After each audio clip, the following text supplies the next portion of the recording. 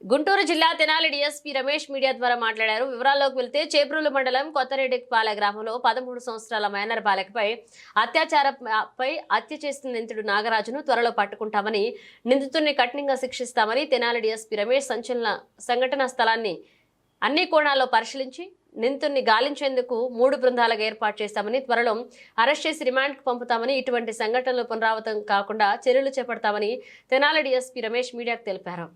నమస్తే అండి, నేను ఎస్టీపీఓ తెనాలి.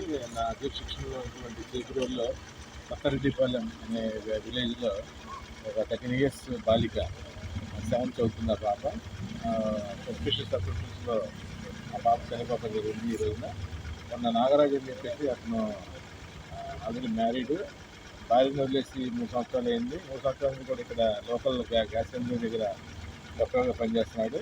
అతని ఇంట్లో ఈ పాప యొక్క డెడ్ బాడీ ఉండటం జరిగింది. ఆ తర్వాత వాళ్ళ బ్రదర్ మార్నింగ్ స్కూల్కి వెళ్ళిన తర్వాత స్టమక్ ఏక్ అని చెప్పేసి ఫ్రెండ్స్తో చెప్పేసి స్కూల్ కూడా వెళ్ళలేదు. వాళ్ళ బ్రదర్ కూడా ఈ పాపతోనే అతను 9th చదువుతున్నాడు. ఈవినింగ్ 4కి ఈ పాప గురించి ఇంటికి వచ్చినది రాలేదని తెలిసి చెక్ చేస్తూ ఈ నాగరాజు అనే ఇంటికి వెళ్ళి చూడడం జరిగింది. కిటికీలో చూస్తే బయట లాక్ చేసి ఉంది. కిటికీలో చూస్తే అనుమానం వచ్చి ఇమీడియట్గా లాస్ట్ బ్రేక్ తీసి లోపలికి చూసి పాప చనిపోయి ఉంది.